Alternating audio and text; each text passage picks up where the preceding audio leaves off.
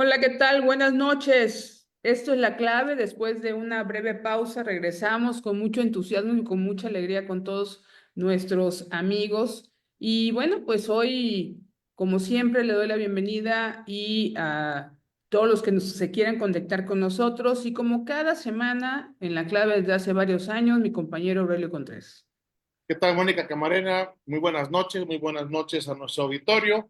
Estamos en La Clave, transmitiendo en vivo, hoy martes, hoy nos tocó hacerlo en martes, 6 de mayo de 2025, con el gusto pues de conectar siempre con las personas que nos hacen el favor, con nuestra audiencia, que nos hace el favor de seguirnos desde hace pues ya casi 7 años, ¿no? En este programa 4 en nuestro portal que acabamos de cumplir y que no queríamos dejar de mencionar.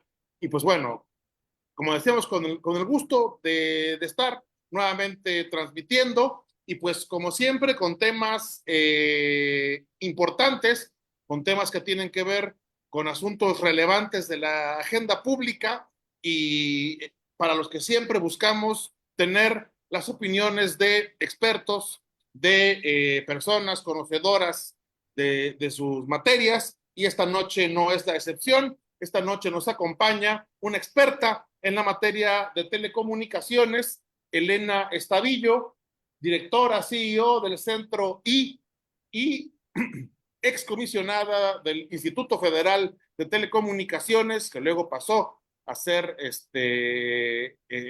primero IFT, después, o fue al revés, fue primero IFT y luego IFT, o cómo Era fue. COFETEL Era Cofetel primero, antes de claro. la reforma constitucional del Uh-huh. 2013 y luego ya, IFETEL. Y ahora no es nada, hoy está Y extinto. ahorita está a punto A de punto morir. de, sí. Sí. Pues, muchísimas gracias, Elena Estavillo, por estar esta noche con nosotros. Encantada, pues muchas gracias por la invitación, encantada de estar con ustedes. Oh, ya hace tiempo me habían invitado para otra conversación, me da mucho gusto estar de nuevo. Gracias. Muchísimas gracias de verdad de nuevo por contar contigo y con todo el análisis tan interesante que seguramente harás. Y yo quisiera preguntarte en primer lugar, ¿cuál es tu punto de vista acerca de esta, pues, ley de telecomunicaciones que se pretendió aprobar fast track? Ahí quedó después de tanta crítica, después de tantas observaciones, de la alerta, no nacional, internacional de lo que viene. Pero ahí ¿Cuál es? sigue. Sí, que sigue, de hecho, pero ¿cuál es tu punto de vista, tu primer análisis de esta ley de telecomunicaciones en este gobierno federal? Pues mira, es parte de un proceso en el que estamos, ¿no? Y tratando de asimilar también cosas, eh, eh, pero, y a veces tratando, ¿no? Pues también de aportar como para poder mejorar en el camino lo que sea mejorable. Pero en este caso, en esta iniciativa de ley, pues sí surgieron muchísimas preocupaciones. Qué bueno que se detuvo. Yo creo que esa sí fue una buena señal, ya extraña, ¿no? Rara, porque pues vemos y vemos pasar leyes con muchísimas preocupaciones y que no se detiene, ¿no? Para la mínima reflexión. Entonces, qué bueno que esta sí se detuvo el ímpetu. Espero que no sea nada más una señal de forma, sino que de verdad se dé una oportunidad para revisar temas. Cuando hay tantas preocupaciones, pues sí, pues bajan las expectativas de que se vaya a revisar todo lo que se tiene que revisar, ¿no? Eso también a lo mejor es con un punto de vista más realista, pues a lo mejor se mejoran, ¿no? Algunos aspectos, pero la verdad es que son muchos los que preocupan, algunos ya anunciados, porque esto se deriva de una reforma constitucional, ¿no? Pues que ya está vigente y obviamente pues que el marco se tiene que ajustar a lo que diga esa ley, ¿no? Perdón, esa reforma La reforma. constitucional y pues lamentablemente ahí en la reforma pues es donde estamos obligados a la desaparición del IFT, a la desaparición de la COFESE también tiene algo que ver, ¿no? Con esta ley. Ahí hay unos hay unos temas en los que está ligado y no hay que dejar de verlo, y que se sustituyen pues por otras autoridades y que desde el punto de vista de muchas personas y que nos especializamos en estos temas, pues que les van a reducir su capacidad de acción. eh, y en estos temas es tan importante fortalecer a las autoridades, autoridades que por su vocación tienen que enfrentarse a intereses muy grandes. Y de ahí la importancia de que diseñes instituciones muy sólidas, con facultades sólidas también, que estén muy blindadas jurídicamente. Y pues aquí sí nos vamos un paso atrás. Ahora, ¿qué podíamos esperar si eso ya dice la Constitución? ¿No? También hay que ver, o sea, qué es lo posible y qué no. Entonces, bueno, dentro de lo que se puede, de que es interesante ver porque esta iniciativa de telecomunicaciones, está la iniciativa que ya conocemos también por ahí de competencia. Y curiosamente, aunque hay pues un paralelismo muy fuerte entre el destino de estas dos autoridades, en el caso de la nueva comisión antimonopolios que se está proponiendo, sí se trata de mantener algunas partes del diseño institucional, como por ejemplo que estén dirigidas por un cuerpo colegiado de 5 comisionados. Lo que es eso sí se está preservando para la propuesta de la COFESE y tiene sus ventajas y muchas. Y ahorita voy por qué en el caso de las telecomunicaciones y de la radiodifusión, no se trató de preservar ese diseño. La parte de diseño institucional es muy preocupante y ahí no, no vale la pena tratar de personalizar. De hecho, yo creo que sería un error. Aquí no es una crítica a quienes están en la cabeza de las instituciones, es un tema de diseño. Todas las facultades que tenía el IFT, o bueno, que sigue teniendo hasta el día de hoy, se plantea que se transfieran a la nueva agencia de la transformación digital y telecomunicaciones. Pero una agencia, que es importante decirlo, no se creó, ¿no?, con esta vocación de ser reguladora, sino de encargarse de partes muy ejecutivas, como parte del Poder Ejecutivo, ¿no?, de impulsar el gobierno electrónico, la transformación digital del sector público, el cierre de la brecha digital, tareas importantísimas. Y ahí sí lo quisiera apuntar. Yo creo que mirado de una manera aislada, la creación de la agencia es una buena noticia. Son tareas que estaban pendientes, que tenía que impulsar el Estado y tenemos muchos años de que no se ha hecho, no se ha impulsado, por ejemplo, un gobierno digital, ¿no? Que aproveche las tecnologías para dar mejores servicios, para ser más eficiente, para ahorrarle dinero, ¿no? Dinero público. Y eso no se hizo durante muchos años. Entonces, eh, se crea esta agencia y yo lo veo muy positivo, pero donde veo el gran problema es decir, bueno, pues ya tenemos la agencia, vamos a mandarle todo lo que sea el IFT. Y creo que esa sí es una equivocación, porque se están concentrando dentro de una misma autoridad y además una autoridad que está diseñada de una manera muy tradicional, con una persona a la cabeza súper vertical, la toma de decisiones centralizada, personalizada. Y sin Entonces, autonomía, que es la gran sin diferencia con el autonomía, IFT. exactamente. O sea, son muchas características que nos lleva a una gran preocupación de estar centralizando la toma de decisiones tan fuertes y además que se requieren muchas especialidades técnicas. Es ya el IFT como existía antes, ya tenía bastante complejidad. Se requieren personas especializadas en ingeniería y además ingeniería en diferentes especialidades, porque no es lo mismo, ¿no? En redes, en mantenimiento, en temas de radiodifusión, de transmisiones, Y está la parte técnica, está la parte jurídica, ¿no? Con todo un marco jurídico muy especializado, con normas nacionales, con normas internacionales, una autoridad que además emite algo muy parecido a los estándares técnicos, ¿ya? Y muy complejos, desde cómo la señalización, los equipos, se autoriza todos los dispositivos de telecomunicaciones que se ven en el país tienen que ir aprobados por el IFT. Ahora, pues eso lo tendrá que hacer la agencia. Es algo sumamente técnico. Y además están los temas económicos, la regulación económica, tarifas, cómo se calculan las tarifas de interconexión. También es toda una especialidad que mezcla temas económicos, de costeo, de diseño de redes. Hay que saber cuánto cuestan el equipo en el mercado, cuáles son las nuevas tecnologías. Bueno, y la parte jurídica, la parte de derechos humanos, la protección de los derechos de las audiencias, que ese es otro tema sumamente especializado. Hay que saber de pluralidad, de comunicación, de acceso a la información, de libertad de expresión.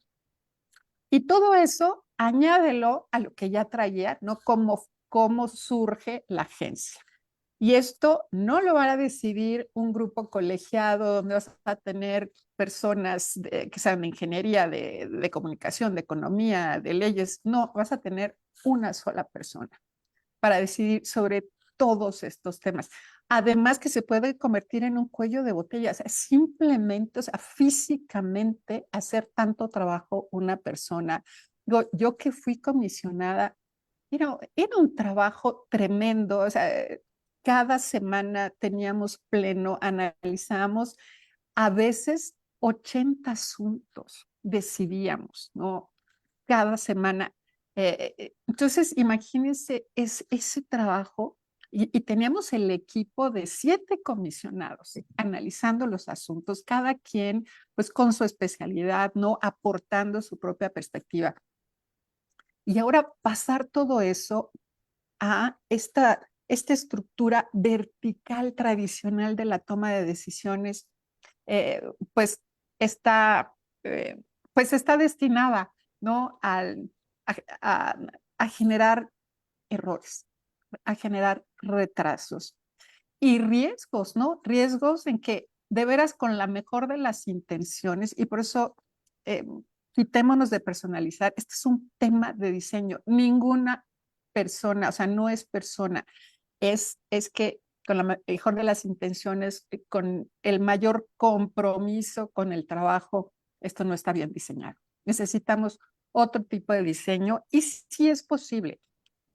Ya no se puede tener un órgano autónomo, de acuerdo, pero sí podemos al menos tener un organismo que nada más se encargue de estos temas y no tenga esta mezcla de temas operativos, de ejecución, con los temas regulatorios y de supervisión, que además también hay un problema de diseño tremendo, porque están mezclando facultades y responsabilidades que en algunos casos pueden entrar en conflicto. Eh, y eh, hay maneras de diseñar mejor. O sea, vayámonos con un cuerpo colegiado, ¿no? A crear un órgano, aunque sea, ¿no? Ya con digamos, los preceptos constitucionales que tenemos, está muy bien, desconcentrado, descentralizado del Ejecutivo, pero más horizontal y más apoyado en consejos, desde un órgano colegiado hasta apoyarse en un consejo científico, en un consejo ciudadano, en un consejo consultivo. Ya no se prevé la existencia de un consejo consultivo para esta agencia como sí lo ha tenido el IFT, con aportaciones valiosísimas. Entonces, la verdad es que hay mucho que se podría hacer para mejorar el diseño institucional. Pues es un tema que puede tener muchísimo impacto, ¿no? En todo lo que viene adelante. Sin duda, ¿no? Lo que más ha llamado la atención, y además no con poca razón, pues es esto que le da a esta agencia pues más que facultades reguladoras, facultades de brazo ejecutor, ¿sí? facultades pues francamente censoras, y por eso el mote que se le dio, el de ley censura, ¿no? Sí. Esta posibilidad de decidir unilateralmente apagar una Sí. red social, apagar una plataforma digital por razones no claras, por razones de que a ellos se les dé la gana prácticamente, ¿no? Porque ellos consideren que está en peligro la seguridad nacional o cualquier otro pretexto, llamémoslo así, que pudieran tener. Lo que vemos aquí de entrada, y ahorita tocaremos otros temas, pero de entrada es un ánimo de control sobre las plataformas digitales que hasta el momento, hasta ahora, han funcionado más o menos con una libertad pues amplia, ¿no? Y que al menos con lo que se estableció en esa iniciativa que estuvo a punto de ser pasada al pleno y aprobada sin que se le moviera una coma, lo que vemos es un ánimo de control férreo y podríamos señalar autoritario. Totalmente, ¿eh? Ese es otro de los aspectos preocupantes de esta iniciativa. Y de hecho, esa fue, digo, al menos del discurso público, esa fue la razón por la que se detuvo, ¿no? Por tantas alertas, tantas voces, ¿no? Preocupadas como estamos por la protección de la libertad de expresión. Por supuesto, y porque algunos de los artículos que se plantean en la ley, y no solo ese de las plataformas, hay otros, sí pueden ser muy, muy nocivos a la libertad de expresión. Digo, ese que señalas, el de poder suspender las transmisiones de las plataformas, digo, es una barbaridad, ¿no? Eso sí, verdaderamente no creo que, ese no debería plantearse la posibilidad de que sobreviva, ¿no? Pero no es el único. Y sí es importante porque eh, hay que ver otros artículos que también traen ahí una semilla tremenda de posibilidades de censura. Lo que tiene que ver con los contenidos extranjeros, que también es una barbaridad. Porque, y aquí, bueno, yo creo que vale la pena recordar la génesis, ¿no? Porque, bueno, se empiezan a transmitir estos contenidos que vienen del gobierno de Estados Unidos muy denigrantes, la verdad, o sea, con mucha razón, pues muchas personas, digo yo, muy indignada por cómo se tratan a los mexicanos en ese museo, la manera eh, pues de referirse, ¿no? De una manera muy, muy denigrante contra los mexicanos. Y la verdad es que ese tipo de contenidos sí se podían hacer algo contra ellos con la ley que tenemos ahora, ¿no? En todo el capítulo de defensa de los derechos de las audiencias, en las obligaciones que tienen los radiodifusores, también tienen varias obligaciones, como es un servicio que siempre se ha caracterizado por tener una función social. Sí ha tenido obligaciones específicas que no tienen, por ejemplo, los concesionarios de telecomunicaciones, y tiene que ver con este impacto en la sociedad y de no discriminación, de resaltar los valores de la sociedad, de tratar a la gente con dignidad. Esos principios ya están en la ley. También ha habido mucha resistencia a aplicarlos. Y yo creo que aquí también tenemos que hacer un esfuerzo como sociedad a tenemos que tratar de construir, de tejer soluciones donde seamos razonables. Estos temas siempre despiertan como los extremos, ¿no? Hay gente que se va, como en no, ya no vamos a querer ningún contenido extranjero. Pues bueno, pero es que el problema no es que fuera extranjero, el problema es que era discriminatorio y denigrante y ofensivo. Entonces, yo tampoco quisiera tener un contenido de eso aunque estuviera producido por mexicanos. No, es que el problema no es ese, es que no debemos permitir esos contenidos que nos denigran como personas. Ahora, si si nos vamos entonces a qué son los extranjeros, pues como que ya equivocamos el foco, ya estamos apuntando para otro lado para empezar.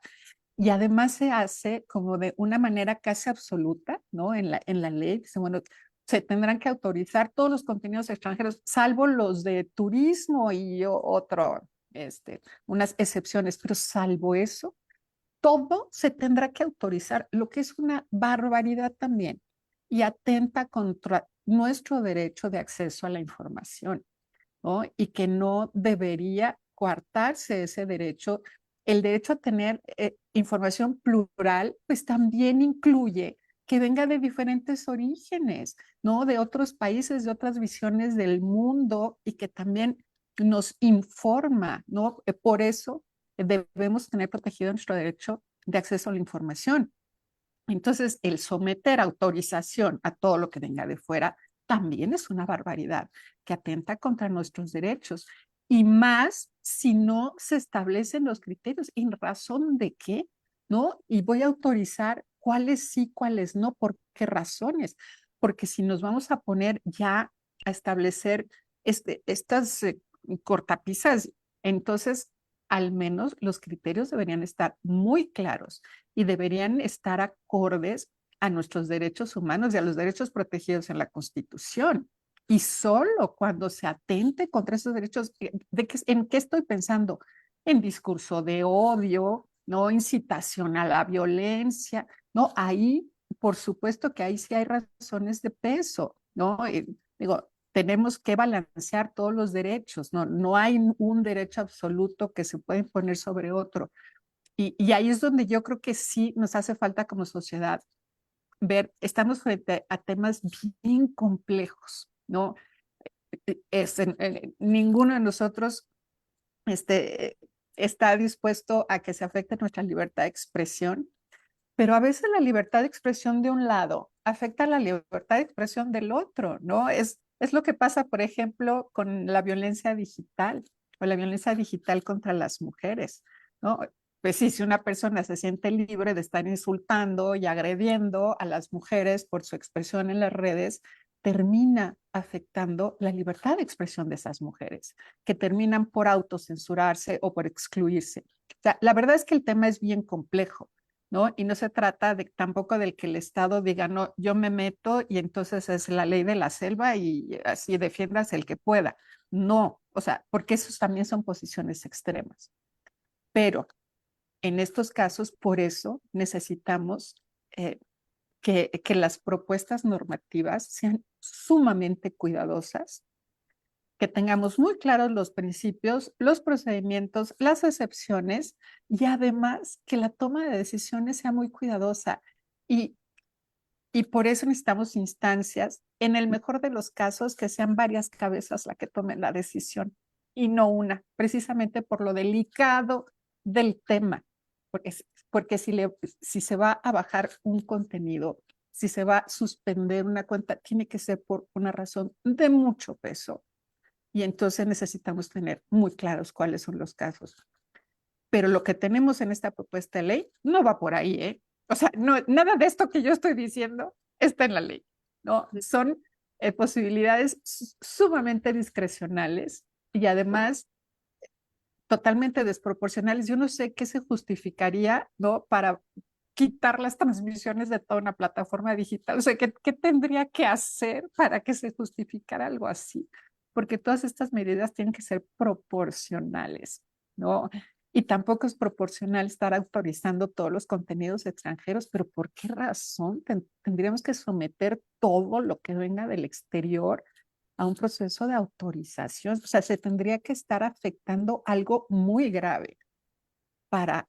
Entonces, yo, digamos que yo sí voy con la preocupación y en ese sentido son la defensa de los derechos a las audiencias. Yo no quiero contenidos racistas y antisemitas, no, pero tampoco quiero un Estado que le esté diciendo a la gente o que esté diciendo que podemos oír y que no, ¿no? Entonces, eso es lo que no está en esta ley. Sí, yo aquí quiero exponer pues exactamente eso, la falta de contrapesos en un país donde Bueno, mandan una ley que la mayoría de los legisladores, y me atrevo a decirlo, no la revisaron a fondo, por ejemplo, ¿no? Que estuvo en sus manos pasarla como han pasado muchas, haciendo atropellos y sin saber exactamente qué están haciendo con el país. Y de ahí se derivan pues las voces que escuchamos, que leemos. Por ejemplo, yo quiero dar voz, por ejemplo, a la ONU México, que dijo muy puntual, pidiéndole al Senado, donde sabemos las mayorías que hay ahí, garantizar espacios de consulta y considerar estándares internacionales de libertad de expresión, información, privacidad, derechos digitales e indígenas. Eso fue el pronunciamiento de la ONU. Y por otra parte, escuchamos a Benito Taibo, este, pues A en Paco, ¿no? Paco Ignacio. a Paco Ignacio Taibo, dos, proponiendo en una asamblea de Morena la nacionalización de la concesión de TV Azteca, por ejemplo, ya en Sí. en esta emoción de poder hacer lo que ellos quieren. Entonces, son desequilibrios tan Sí. fuertes que realmente preocupan aún más, ¿no? No sabemos a dónde más pueden llegar las voces, tanto de un lado como del otro, cuando ni siquiera se convocó a un análisis serio, ¿no? No, no, Que no se pudieran hizo. tomar en cuenta una nueva ley, porque seguramente hay reformas que hay que hacer, que hay que realizar, son necesarias, Sí. pero de manera seria. Y ya no se hizo. Yo no sé qué opines, sería irreversible ya lo que pasó, porque vemos ya un desbarajuste, vamos. Mira, yo creo que es un tema de voluntad, por supuesto que es reversible, digo, es tener la voluntad de revisarla y de rehacerla. Em, una buena parte de la ley eh, toma de lo que ya existe en la ley actual, ¿no? El punto es lo que añade, lo que elimina. Ahí es donde hay que poner más atención. Y tampoco es que la ley actual estuviera tan bien. Digo, hay que estar mejorando las cosas. Hay Claro. algunos puntos por ahí que sí son positivos y eso me parece bien, como que al menos en algunos aspectos sí hubo reflexión, ¿no? De cómo proponer algunas mejoras, pero hay digamos, hay unos retrocesos tremendos y esta es lo que no debe pasar, ¿no? Esta parte de los retrocesos. Y claro, digo, cuando son temas de libertad de expresión, impactan a nuestras libertades, a la democracia, a la pluralidad, y pues también por eso pues se levantan estas alarmas. Pero están por ahí atrás otros temas que también son muy importantes y quizá pues no han tenido menos visibilidad. Digo, porque esto es lo que, de hecho, pues así se le ha llamado, ¿no? La ley censura. Entonces yo tampoco tenemos que cuidar porque si nada más desaparece, no sé, dos, digamos que un artículo, no el de las plataformas, o en el mejor de los casos, los contenidos extranjeros también, o se modifique, eso no quiere decir que la ley quedó bien. O sea, hay muchísimos temas ahí detrás que tenemos que ver también, y en muchos aspectos distintos. En los aspectos de competencia, a mí me preocupan muchísimo, porque competencia también tiene que ver con la cobertura de los servicios, lo que tenemos todos los días que usamos nuestro celular, el internet. Entre mejor competencia hay, pues vamos a tener mejores servicios, mejores precios, mejor calidad. Las empresas van a estar actualizando su tecnología y entonces también nos van a estar ofreciendo cosas nuevas. Esta ley planta algunos temas muy preocupantes para mantener la competencia en los mercados, lo que puede desalentar a las inversiones. Y es eh, un principio que teníamos en la ley y que ya está desapareciendo, aquí ya no se retoma, que es el que se le llama de neutralidad a la competencia, y además que está en muchos convenios internacionales y multilaterales de los que México es parte. Es un principio importantísimo que lo que nos dice es que cuando el Estado participe en la provisión de bienes y servicios, no debe distorsionar la competencia. O sea, no debe tener ventajas que no tienen las empresas privadas, porque eso ahuyenta las inversiones. Y es una ilusión de que, bueno, es que ahorita, ¿no? Le vamos a dar muchos servicios a estos grupos que están desatendidos. Yo, claro que hay que hacer eso, pero si lo haces distorsionando la competencia, el año que entra o dentro de 2 años, los que ya le daban servicio al pueblito de al lado y que no necesitaban al Estado, pues ya no van a tener. Y entonces el Estado va a tener que meterle más dinero para atender a esto. O sea, y se vuelve pues como un efecto dominó. Necesitamos a las empresas privadas. Y para que sigan construyendo infraestructura, para que sigan mejorando la tecnología, para que entonces esto siempre va a haber grupos y personas desatendidas y el Estado las tiene que atender, o sea, eso con eso, pero por supuesto, es la responsabilidad, pero hay que hacerlo nada más en ese margen donde el mercado no llega. Si empiezas a atender indiscriminadamente, vas a ahuyentar a las empresas. Y entonces ya no vamos a tener un margen, ¿no? De 100 personas que el Estado atienda a 5, no, después va a tener que atender a 20 y después a 30 y después a 50 y después todos vamos a tener un pésimo servicio, ¿no? Y no vamos a tener no vamos a ser competitivos y las empresas en todos los sectores van a tener que pagar servicios caros y se nos va a caer el internet y entonces hay que tener mucho cuidado con eso. Eso también tiene que ver con nuestros derechos constitucionales, el derecho a las tecnologías, el derecho de acceso al internet de toda la población. Entonces, con una apariencia de cumplir, ¿no? Con la cobertura a grupos marginados, ¿no? Tenemos que tener mucho cuidado de no desproteger a los que ya tienen servicios. Y eso, el Estado es la responsabilidad de que equilibre muy bien sus acciones, porque entonces es como jalarle a una cobija y descobijar lo que ya estaba tapado, ¿no? Hay que tener mucho cuidado con esto. Y en esta ley sí se plantean temas que no son neutrales a la competencia, son para darle ventajas a las empresas del Estado. Por ejemplo, para empezar con que las empresas del Estado, no más por ser del Estado, ya no están sometidas a la ley de competencia, ¿no? Entonces, si hacen prácticas monopólicas y le meten el pie a la empresa competidora, no hay manera de corregir eso. Van a tener acceso a espectro de manera directa, sin pagar contraprestaciones, entonces van a tener una ventaja de costos con la que no van a poder competir las demás empresas. De por sí que el espectro en México es carísimo, no se está haciendo nada con eso en la ley, ¿no? Cuando es un tema que se ha estado repitiendo y repitiendo y que va en contra de nosotros mismos. O sea, ¿por qué poner un espectro caro si lo que necesitamos es que se use? Y entonces ahora, bueno, sí lo van a usar, pero las empresas públicas y no van a pagar por ello y las otras lo tienen que seguir pagando carísimo. Entonces, eso nos puede generar unas distorsiones tremendas en los mercados. Sin duda, ¿no? Bueno, perdón. No. Adelante, porque ya voy a cambiar de tema. Hay Bueno, muchos temas. pero yo quería abonar sobre ese precisamente, ¿no? Sí. Efectivamente, la ley, esta iniciativa de ley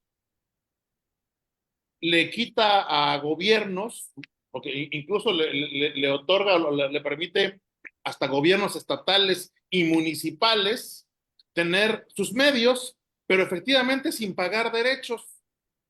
Mientras que a las empresas privadas no solamente no les exime del pago, sino que les restringe las ganancias, les restringe el tiempo que pueden vender. Pues estamos viendo ahí una intención muy clara de reventar a la competencia privada, de reventar a las empresas privadas para crear efectivamente un monopolio estatal.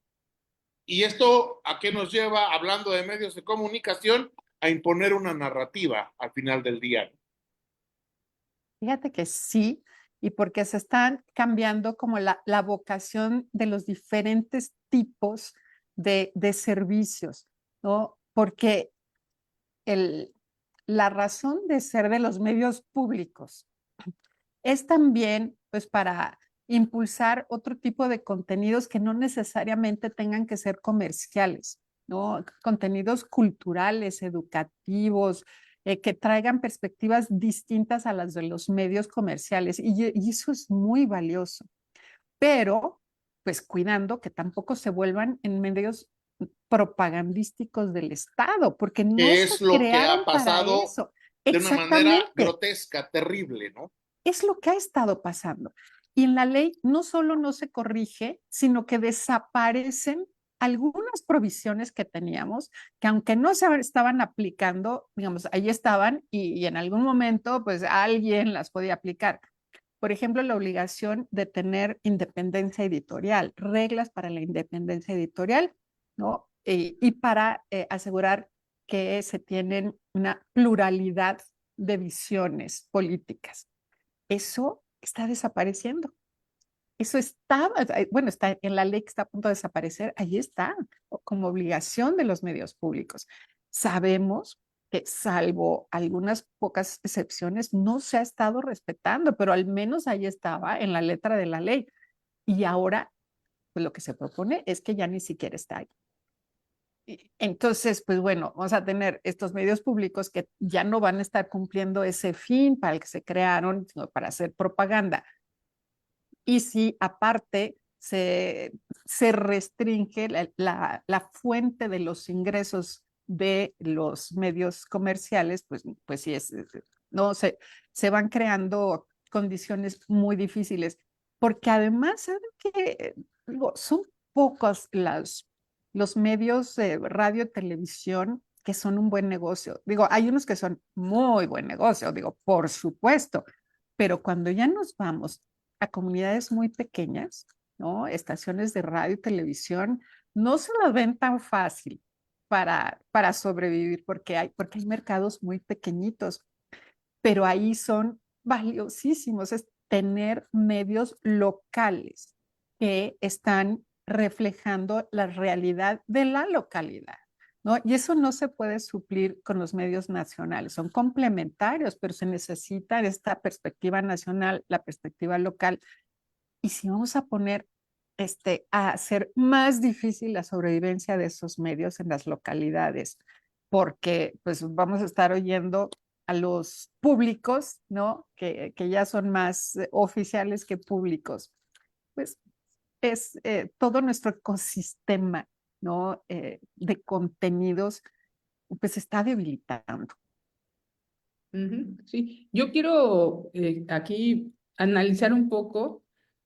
Me llama la atención que los medios de comunicación especialmente fueron los que alzaron la voz, digamos, periodistas, columnistas, reporteros, pero yo como que siento un silencio muy grande de los grandes concesionarios, ¿no? Estamos incluyendo también a Telmex, vamos, o sea, porque tiene que ver con la internet, salvo Ricardo Salinas, que ha sido directamente atacado su concesión de TV Azteca, que ha expuesto sus puntos de vista en contra, pero de ahí hay un silencio así como, pues para mí me parece muy preocupante, porque si no alzamos la voz todos, ¿no?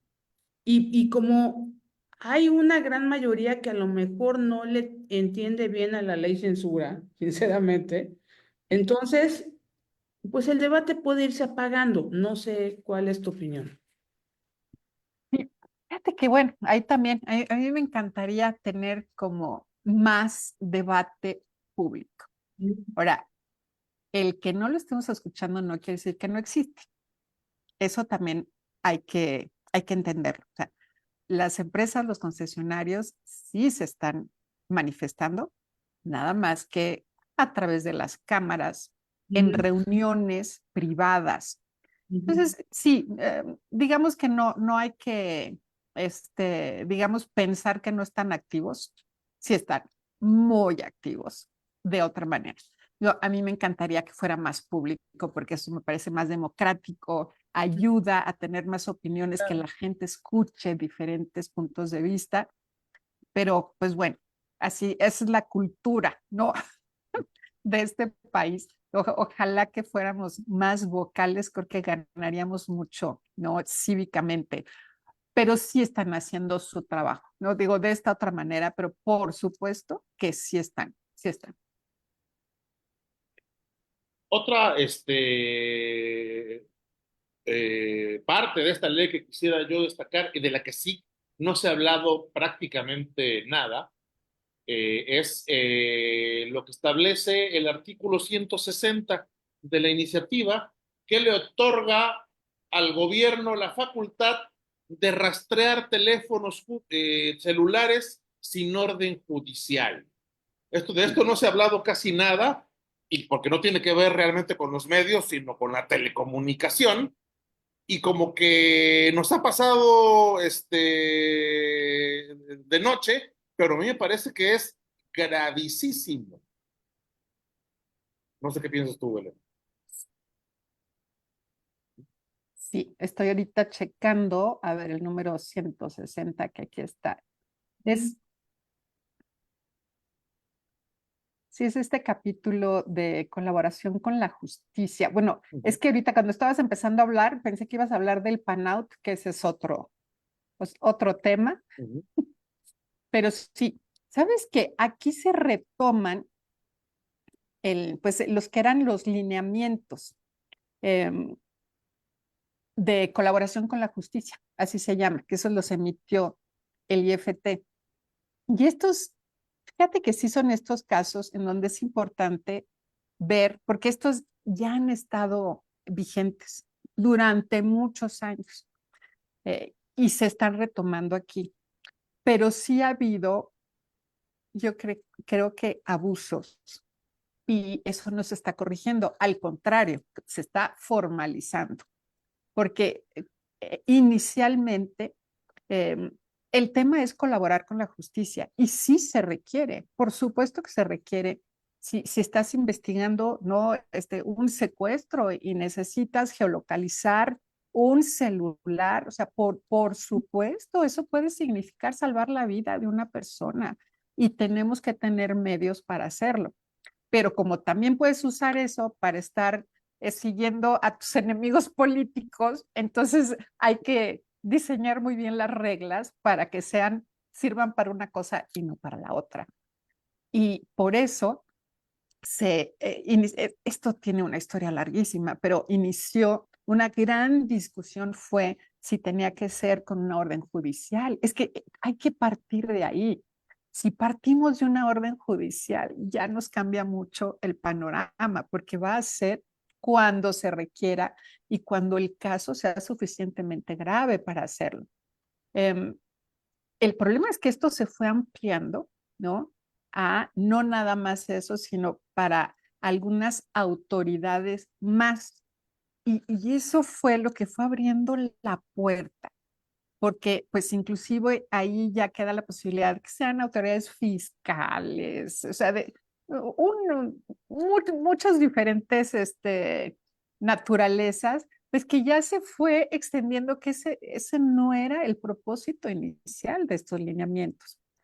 Y, y por supuesto que deberíamos tenerlos, pero aprendiendo de la experiencia de cómo han funcionado en estos años. Pues yo creo que se debieron haber como ajustado y no ampliado.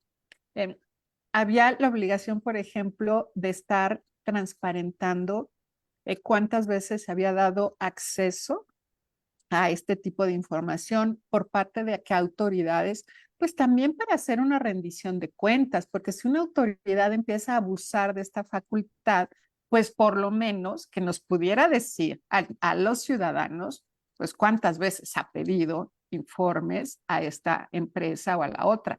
Y eso no se hizo.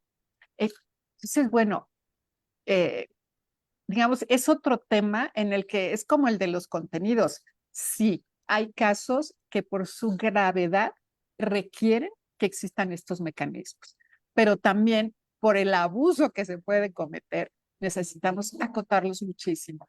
Y como están ahorita, pues no están nada acotados, ¿no? Entonces, pues es ahí cabe mucha, otra vez, discrecionalidad, no están sometidos a temas de rendición de cuentas, de, pues de estar demostrando la gravedad del caso para poder hacer uso del mecanismo.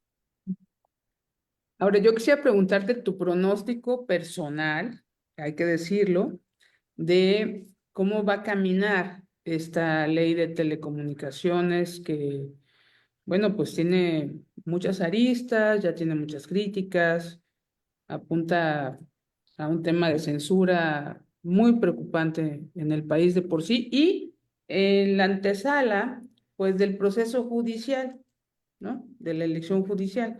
Entonces, estas dos cosas, bueno, serían una bomba. ¿Cuál es tu pronóstico personal acerca de si puede avanzar o podemos detener entre todos, ¿no? Un poco que no vaya como lo presentaron.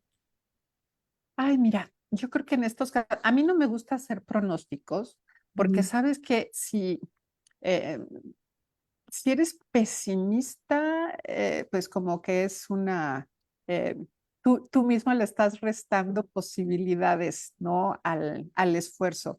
Y yo creo que tenemos que hacer todo lo posible, pero todo lo posible. Entonces, para eso sí tenemos que ver rendijas de optimismo de que podemos cambiar al menos los temas más preocupantes, ¿no? Y ahorita no comentamos lo del el PANAUT, el registro de usuarios móviles, que además, la verdad es el colmo porque ya 2 veces ya lo declararon inconstitucional el mecanismo y ahí va otra vez, Otra ¿no? vez. Otra vez. Y la última vez lo declararon inconstitucional a pesar de que iba a estar en las manos de un órgano autónomo. Ahora, o sea, se va, ¿no? Al Ejecutivo.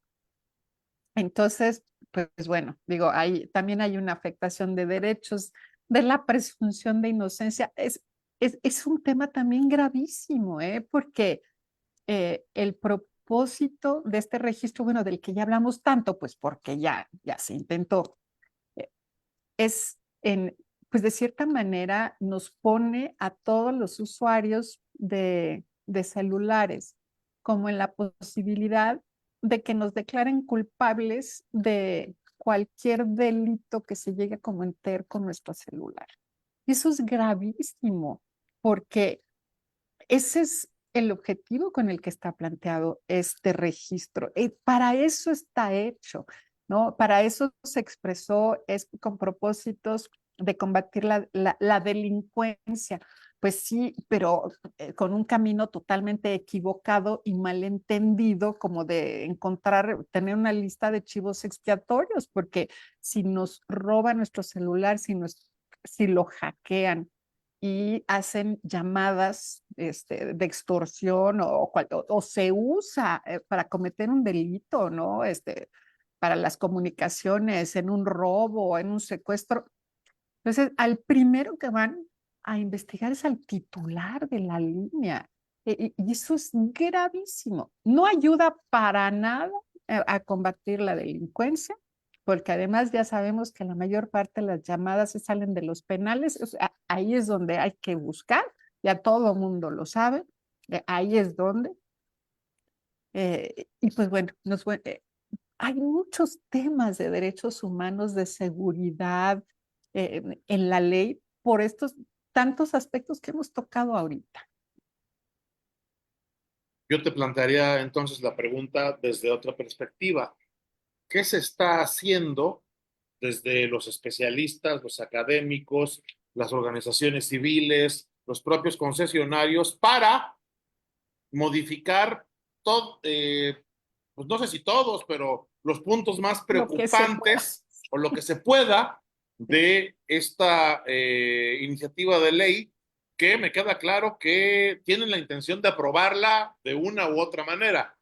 Si la Sí, detuvieron fue porque notaron que el nivel de crítica era alto, pero eso no quiere decir que la vayan a dejar de lado, porque además, pues el IFT en este momento es un fantasma, no es un sí, zombie, un muerto vivo, porque ya está legalmente extinguido, pero ahí sigue funcionando en lo que se concreta a su sustituto, en lo que se formaliza, ¿no? Entonces se va a tener que aprobar de alguna manera en algún momento esta ley, que seguramente será más temprano que tarde. ¿Qué se está haciendo para evitar que sea, pues,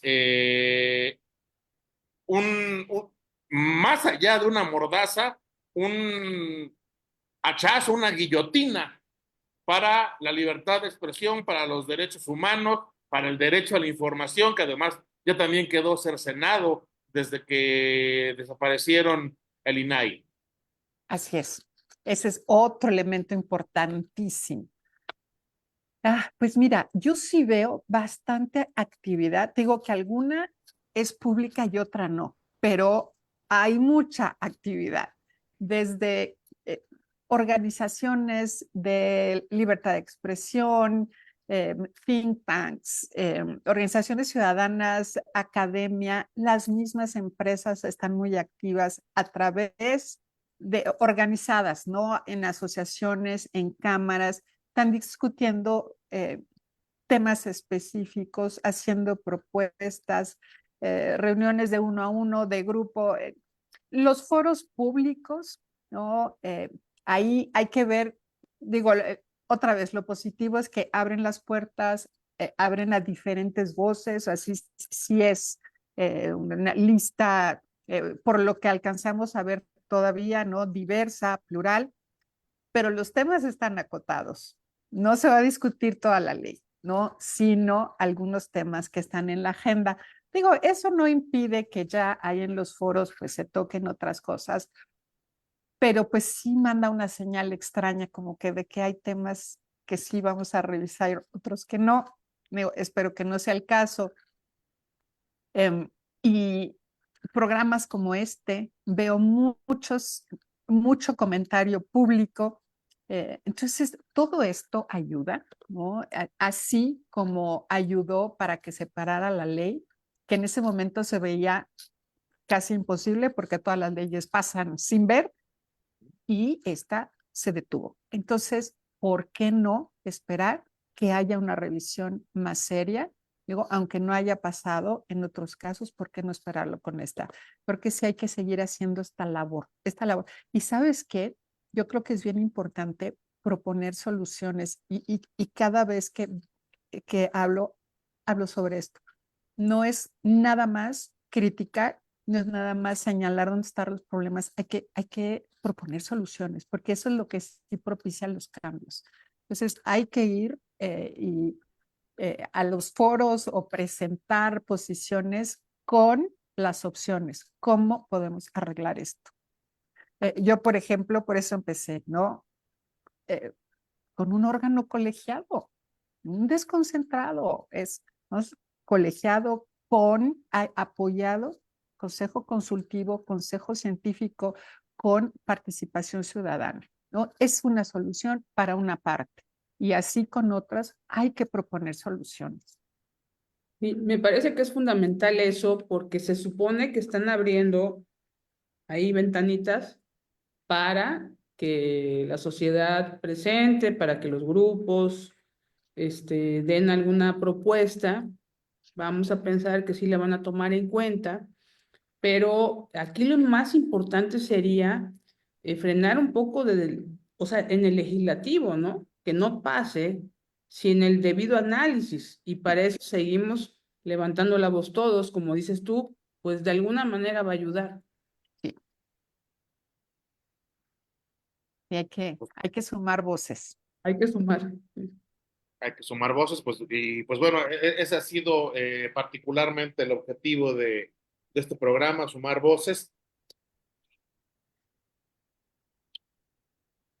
¿Cómo involucrar finalmente? Porque eso es lo que le interesa a este gobierno, la opinión pública, la opinión de la sociedad. ¿Cómo involucrar realmente a la sociedad en un tema que en realidad es muy complejo, que en realidad puede ser muy difícil de asimilar como una ley de estas características tan técnica, Y cuando además, cuando se habla de libertad de expresión, cuando se habla de libertad de información, de prensa, pues lo primero que se hace desde las instancias de poder es satanizar, es denostar a los medios de comunicación para que la misma sociedad diga, no importa, ¿no? Yo vi en redes muchos comentarios cuando salió la iniciativa, con tal de jodernos al duopolio, sí que la aprueben, cuando no se dan cuenta de que esto va más allá de una empresa de comunicación hegemónica, ¿no? Esto nos afecta en nuestros derechos a todas las audiencias, a todos los ciudadanos y ciudadanas de este país. Fíjate que sí, hay que hacer un esfuerzo de pedagogía, de comunicación. Sí, digo, yo hace un rato hablé de neutralidad a la competencia. Digo, qué cosa tan complicada. Es muy difícil, ¿no? Apoyarnos en esas discusiones para mover a la ciudadanía. Pero a lo mejor si les decimos, oye, si te hackean tu teléfono y secuestran a una persona, va a venir aquí, ¿no? Va a venir la policía por ti porque primero te van a investigar a ti por estar en ese registro. Entonces, hay que tratar de explicar, ¿no? Las consecuencias concretas que puede tener para todos, o personas de a pie, lo que nos puede pasar a todos nosotros con algunas de estas disposiciones para entender la gravedad. Sin duda. Pues Elena, te queremos agradecer muchísimo tu tiempo, tus comentarios, tu análisis para la clave esta noche. Hace rato como que me caí tantito, dije, ya me apagaron a mí, pero no, Ya, sí Ya regresé, la es un aplicaron. ensayo. sí regresé. De verdad te queremos agradecer que hayas estado con nosotros en la clave esta noche y pues bueno, sin duda mantenernos pendientes, alertas sobre qué es lo que finalmente se vaya a aprobar en el Congreso de la Unión.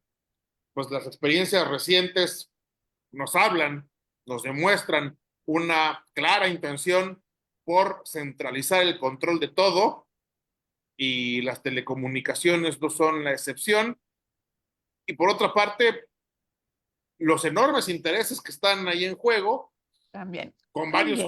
con varios jugadores que están buscando cambiar las reglas del juego para beneficiarse y para perjudicar a otros o simplemente para tomar ventaja, y que eso puede llegar a contaminar sin duda mucho el debate que se pueda dar sobre esta iniciativa de ley. Entonces, el que nos hayas compartido tu análisis esta noche nos resulta muy valioso y pues bueno, sin duda, como ya lo sabes, las puertas de la clave siempre están abiertas.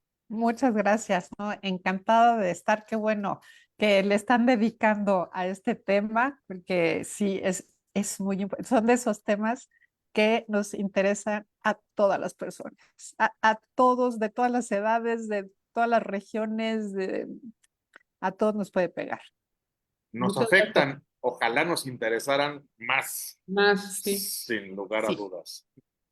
Muchísimas gracias, Elena, Elena Estavillo, y muchísimas gracias a nuestro auditorio. Esto fue La Clave. Hasta la próxima.